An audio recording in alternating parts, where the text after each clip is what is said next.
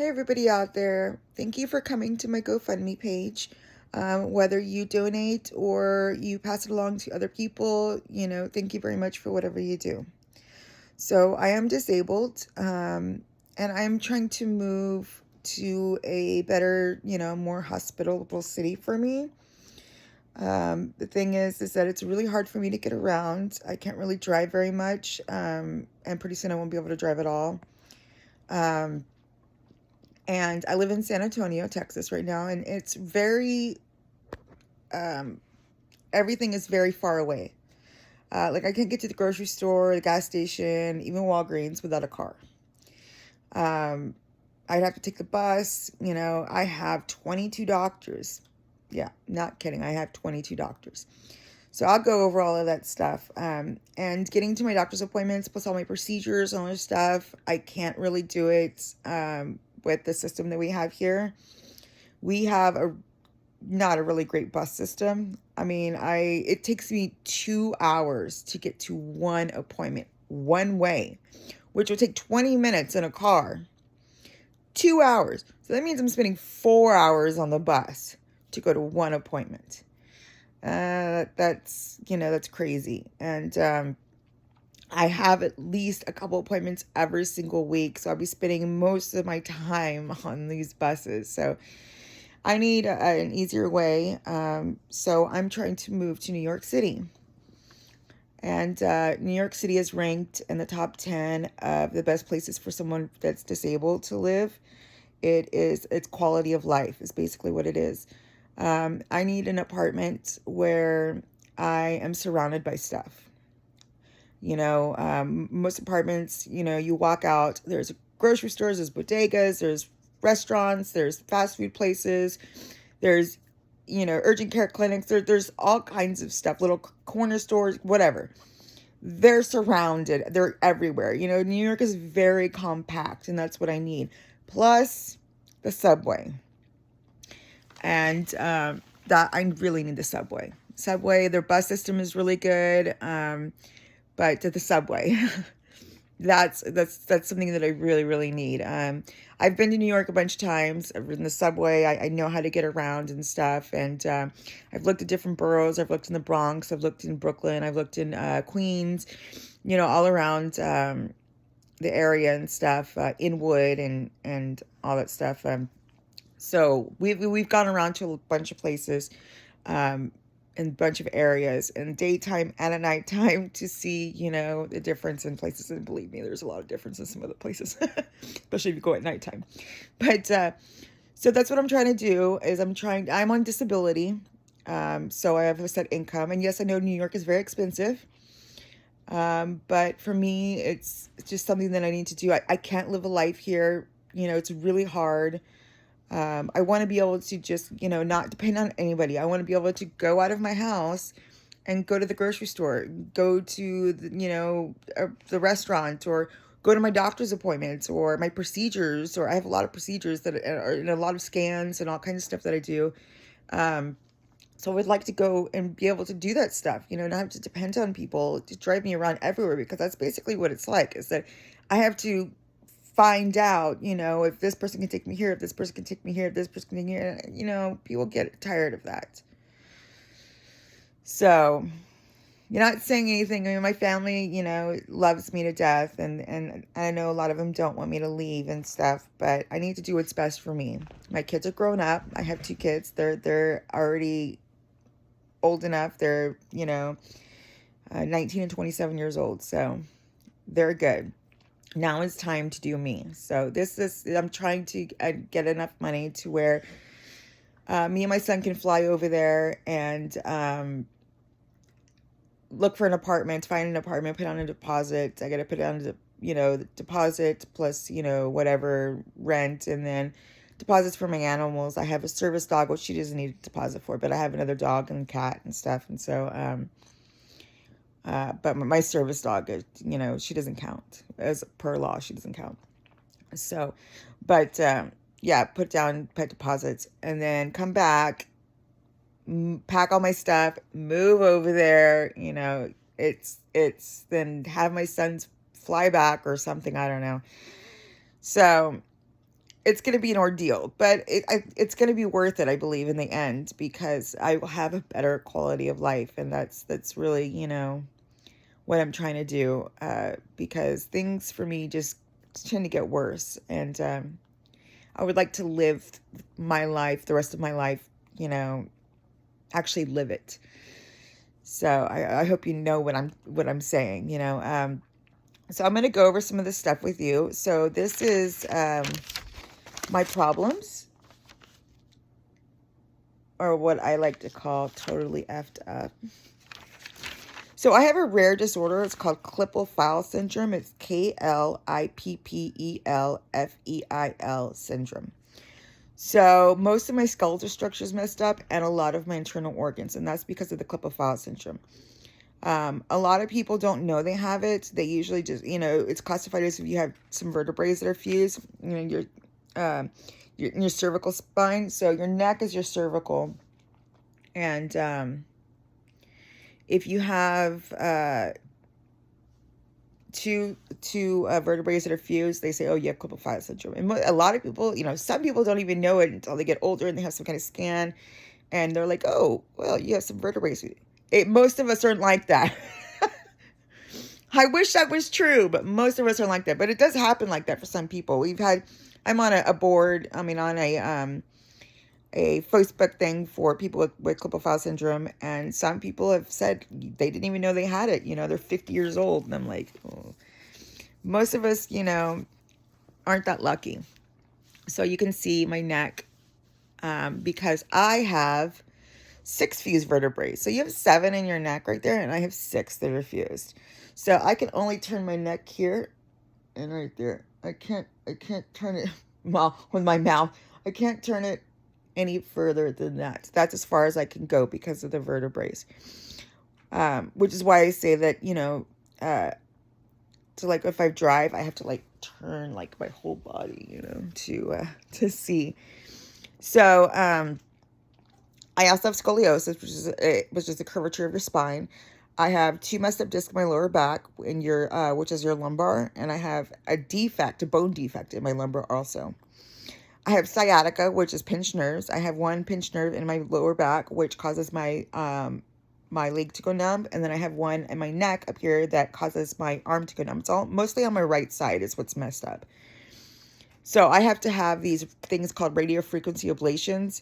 I have to have them every 6 months because the nerves grow back. It basically like kills the nerves so that my arm and my leg stop going numb. I have to have them at different times. So I have to have my neck at one time and then my back at a different time. You can only get them done once every 6 months. And unfortunately, some people, they never grow back. Unfortunately, mine do. I have chronic migraines. I get them all the time. So I have to have Botox. It's not like the Botox where you don't see the lines like that. Because you could tell I have a lot of lines. But no, what they do is that they put them here, and then in the temples here, and then in the back of the neck. I get 31 shots. It's for migraines and for my neck. Yeah, I have epilepsy. Yay me. Yes, I have epilepsy. I have seizures. If you don't know what epilepsy means, I have seizures. So I only have 1 kidney. The other one was dead when I was born, and my body dissolved it. So I have 1, and I have a decreased ejection fraction in my heart, which just means that the blood isn't flowing as much as it should, and it's not as bad as it was before. I was really heavy before, and I lost a bunch of weight, and it's actually gotten a lot better. So that's one good thing. I have arthritis in my. I'm looking at the thing because there's just too much. I have arthritis in my neck, my lower back, my right knee, my right shoulder, and my left hand. And the reason you're thinking why the left hand is because I'm left-handed. So that's why. I have on my right knee, not just with the arthritis, but I also have my kneecap is shifted. So it's kind of over to the side or something, and it has been rubbing against the bone, and my cartilage is gone, and we tried the physical therapy to see if it get popped back into place. It has not, so it hurts like hell. Sometimes it makes my knee buckle. And I walk with a cane. It's not just the knee, it's the back, the knee. It's my arthritis. It's I have vertigo. It's all of that stuff. And then, of course, the epilepsy and all that stuff. So I have a cane. I walk with a cane most of the time. Um, I have, in my right shoulder, I have a tear. I have arthritis, of course, and then I have a cyst. I have cysts a lot of different places, and nobody really knows why, but I have a cyst in my nasal cavity. I have a cyst in my shoulder. I have a cyst. I had one in my hip, but that one went away, and I had one in my kidney, but that one went away, thank goodness. I kept getting in my ovaries, and then I had a tumor, and so I'd have a hysterectomy, so I'll talk about that. But yeah, and I have some in my neck. I mean, they don't know why why I have cysts all over the place, but for some reason I do. So I'm losing the hearing in my right ear. Which is so funny. My son always said I have my ear pods, and he's like, take your ear pods out. You can't hear as it is. Because I'm always like, what? Especially if they're talking on this side. What? Or if they're in front of me talking, I have to see them talk. I'm like, I can't understand what you're saying. So, it's too funny. My son's always yelling at me, take your ear pods out. So, like I said, I had a hysterectomy. I have light sensitivity a lot of times, which you can see my eyes are, like I'm kind of have them closed a lot or squinty, and that's because of the light. I have light sensitivity. I just have the light on right now so that you can actually see me in this thing. There's a lot of things on that I do recording that it's like dark. You can hardly see me because, light just bothers me. And then, of course, the chronic migraines and everything. So, I have a gait imbalance, which means that I walk weird, and it causes me sometimes to go to one side or trip over myself or fall or whatever. When I was born with my feet in and up, sorry. And I had to have casts and braces on my feet when I was a baby. My mom used to say that I used to get up on my cast and try to walk, and then boom, fall, and then boom, fall. She still has my cast. I'm like, this bag is so cute. Anyways, I get dizziness. I have tendinitis in one of my ears, which is like a ringing or buzzing in your ear. I have insomnia. I have insomnia bad. Some days I can't even sleep at all. And I have sleeping pills, non-addictive, and they're prescribed. Non-addictive and prescribed. But they give me a headache. And I already have bad migraines and stuff like that. So, I only take them when I absolutely have to, because the next day it makes my head hurt. So, I have reoccurring depression disorder is what they call it. All the stuff that's going on. I mean, are you really surprised that I have depression? And I have anxiety too. So, it's a lot. I'm not suicidal, but I'm just depressed. I just have some depression. I take medicine for it, and I have anxiety. I have OCD. It's another thing. I have dyslexia. I have ADD, and I have face spasms. Now, I used to have really bad face spasms on this side, but that's not the end of my things. But I used to have face spasms really bad on this side, and I had to have brain surgery. So they cut here all the way up here. Like, I have a gnarly scar right here. And that's why I have all these little hairs, because it was in October. And so I was like, why do I have all these hairs? And I'm like, oh, it's because they shaved. Luckily, he didn't have to shave my head. He just shaved the area here where, well, the baby hairs are, where he had to drill. I had a blood vessel that was compressing a facial nerve by my brainstem. So he had to put a Teflon plate in between the blood vessel and that's my cat, the blood vessel and the nerve, so that it would stop twitching.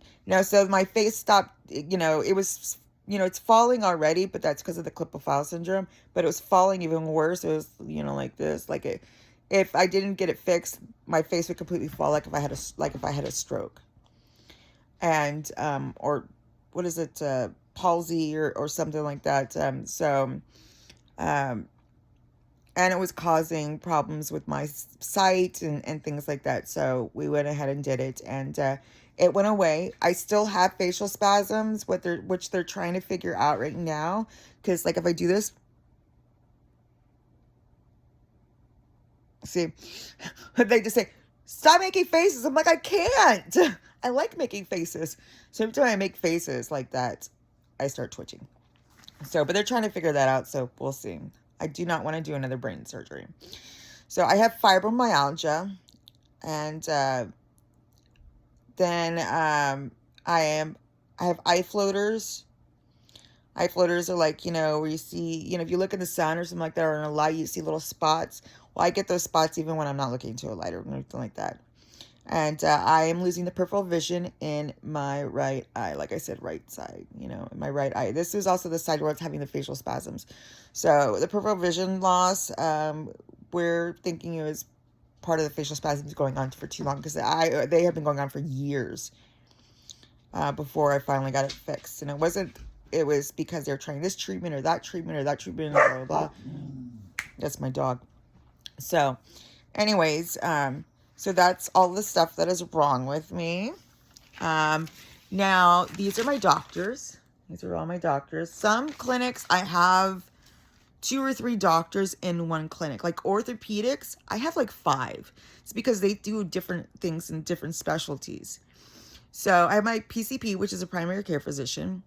I have a neurologist. I have a cardiologist. Neurologist is the nerves. Cardiologist is the heart. I have a psychiatrist. I have a rheumatologist. She's the one that does my fibromyalgia and stuff.